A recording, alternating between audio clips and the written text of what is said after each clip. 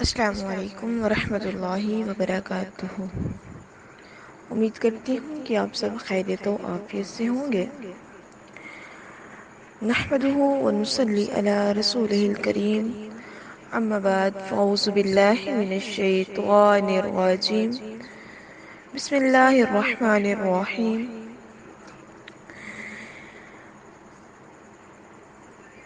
انما تنذر من اتبع الذکر وخشی الرحمن بالغیب فبشرہ بمغفرۃ واجر کریم۔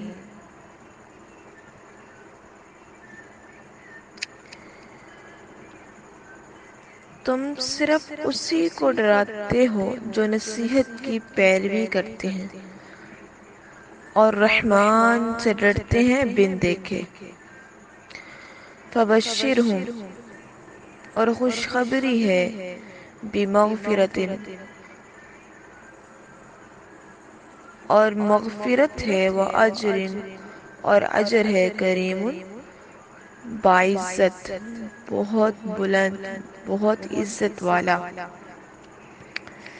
اب اس کا کیا مطلب ہے کہ یعنی آپ کے ڈرانے کا فائدہ صرف ان لوگوں کو ہوگا جو نصیحت سنیں گے اور نصیحت سن کر اسے مان کر اس پر عمل کریں گے۔ وخشی الرحمن بالغیب، یعنی اس کا مطلب کیا ہے؟ وخشی الرحمن بالغیب، اور خوشی، ڈرنا، رحمان، رحمان سے، اور پیروی کرتا ہے رحمان کی، بن دیکھے، بالغیبی، بغیر دیکھے، غیبی طور پر۔ آگے ہے انا نحن نحیی الموتى ونکتب ما قدموا وآثارهم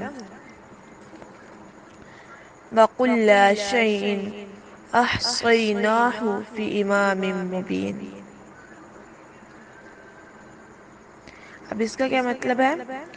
بے شک ہم ہی مردوں کو زندہ کرتے ہیں، نحنو، بے شک نحنو ہم ہی، نحیی زندہ کرتے ہیں، الموتى مردہ کو، ونکتب ما قدموا وآثارهم، اور ہم لکھ رہے ہیں، ونکتب، اور ہم لکھ رہے ہیں، ما قدموا، جو انہوں نے آگے بھیجا، وآثارهم، عملوں کے ذریعے، وکل، اور ہر،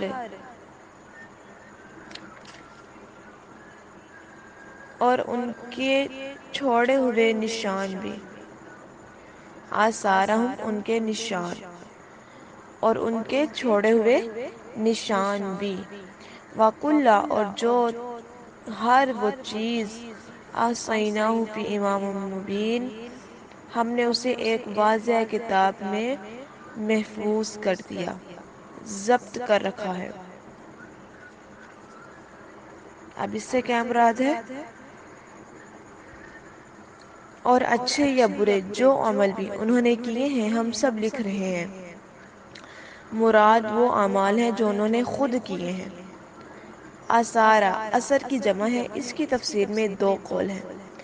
ایک یہ کہ اس سے مراد ان کی زندگی میں یا ان کی موت کے بعد دوسرے لوگوں کے وہ اچھے یا برے اعمال ہیں جن کا سبب یہ بنے گا، اور ان کے کسی قول یا فعل یا ان کی کسی حالت کی وجہ سے دوسرے لوگوں نے وہ اعمال اختیار کیے ہیں، سب ان کے نامہ اعمال میں لکھے جائیں گے۔ یہی حال ان برے اعمال کا ہے جو ان کی وجہ سے ان کی زندگی میں یا موت کے بعد لوگوں نے کیے، وہ بھی ان کے نامہ اعمال میں درج ہوں گے۔ رسول اللہ صلی اللہ علیہ وسلم نے فرمایا، جو شخص اسلام میں کوئی اچھا طریقہ یعنی کتاب و سنت کی کوئی بات جاری کرے، اس کے لیے اس کے اپنے عمل کا اجر ہے، اس کے لیے اس کے اپنے ہی عمل کا اجر ہے، کسی دوسرے عمل کا اجر اس کے عمل میں داخل نہیں کیا جائے گا، اور ان لوگوں کے عمل کا بھی جو اس کے بعد کریں گے بغیر اس کے کہ ان کے اجر میں سے کچھ کم ہو۔ اور جو شخص اسلام میں کوئی بڑا طریقہ یعنی کتاب و سنت کے خلاف یا کوئی بدعت جاری کرے گا، اس پر اپنے گناہ کا بوجھ ہوگا، اور ان کے گناہ کا بھی جو اس کے بعد کریں گے بغیر اس کے کہ ان کے بوجھ میں سے کچھ کم ہو۔ اور رسول اللہ صلی اللہ علیہ وسلم نے فرمایا کہ جب انسان فوت ہو جاتا ہے تو اس کا عمل اس سے منقطع ہو جاتا ہے، سوائے تین چیزوں کے: صدقہ جاریہ سے، یا اس علم سے جس سے لوگ فائدہ اٹھائیں، یا نیک اولاد سے جو اس کے لیے دعا کرے۔ ٹھیک ہے۔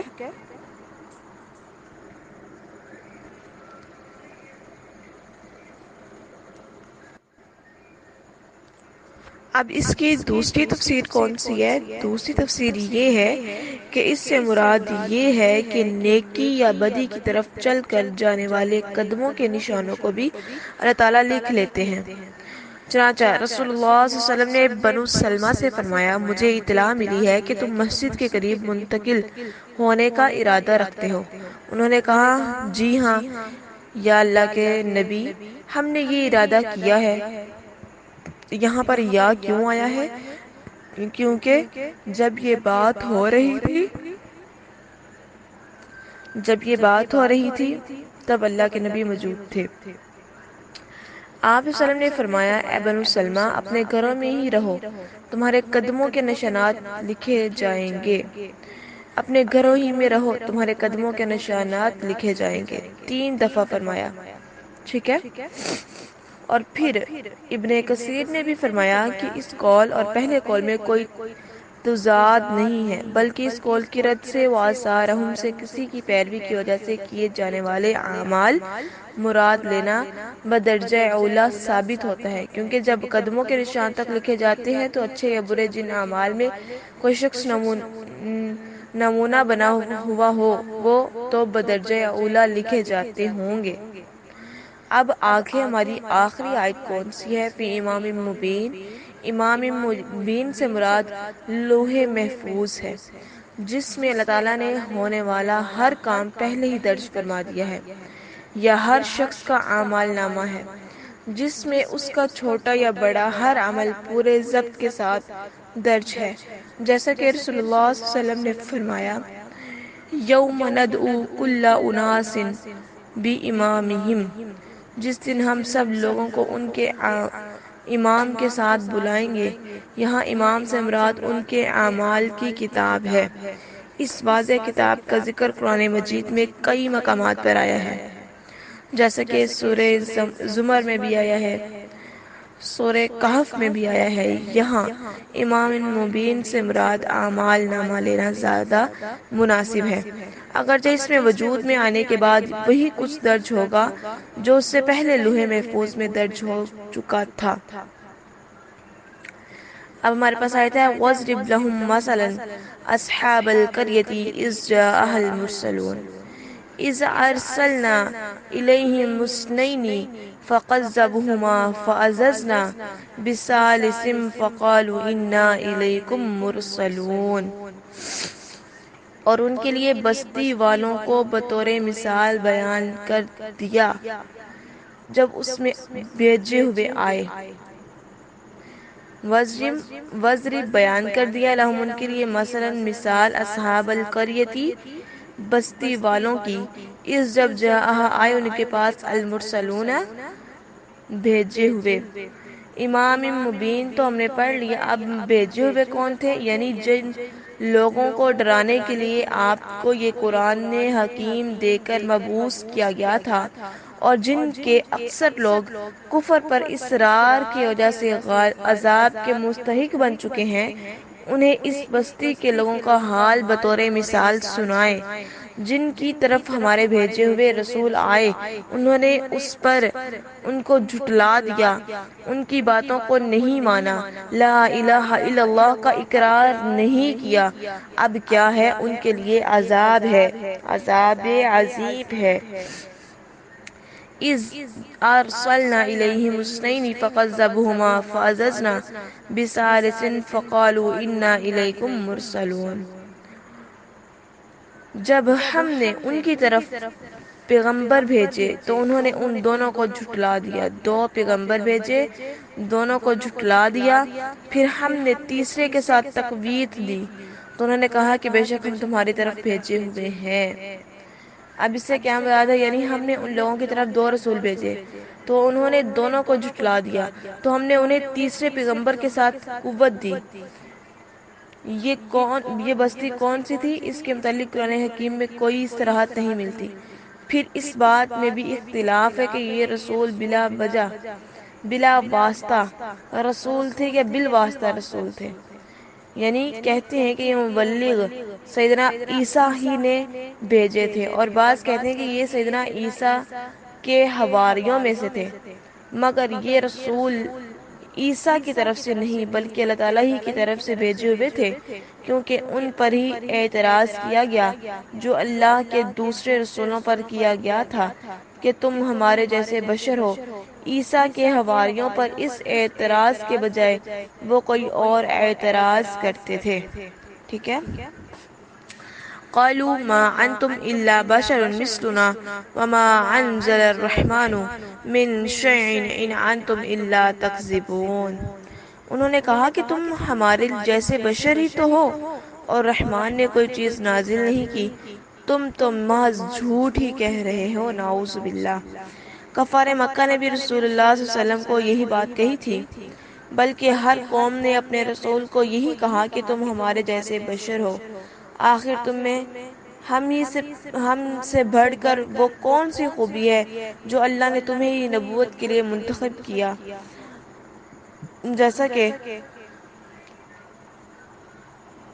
سورہ ابراہیم میں بھی آتا ہے، جیسا کہ سورہ بنی اسرائیل میں بھی آتا ہے، سورہ تغابن میں بھی ہم نے کچھ عرصہ پہلے پڑھا ہے، اور اسی طرح سورہ مومنون میں بھی آتا ہے کہ گویا نبوت کے متعلق ہمیشہ سے جاہلی تصور یہ ہے کہ جو بشر ہو وہ رسول نہیں ہو سکتا. دوسرے الفاظ میں یہی تصور بعض جاہلوں میں اس طرح پایا جاتا ہے کہ جو رسول ہو وہ بشر نہیں ہو سکتا، حالانکہ قرآن تمام انبیاء کو بشر بھی ثابت کرتا ہے اور رسول بھی ثابت کرتا ہے. امید کرتی ہوں کہ آپ کو اس لیکچر کی سمجھ آ گئی ہوگی اور اللہ تبارک و تعالی ہمیں صحیح معنوں کے اندر اس کو سمجھنے کی بھی توفیق عطا فرمائے. وما علینا الا البلاغ المبین. السلام علیکم ورحمۃ اللہ وبرکاتہ.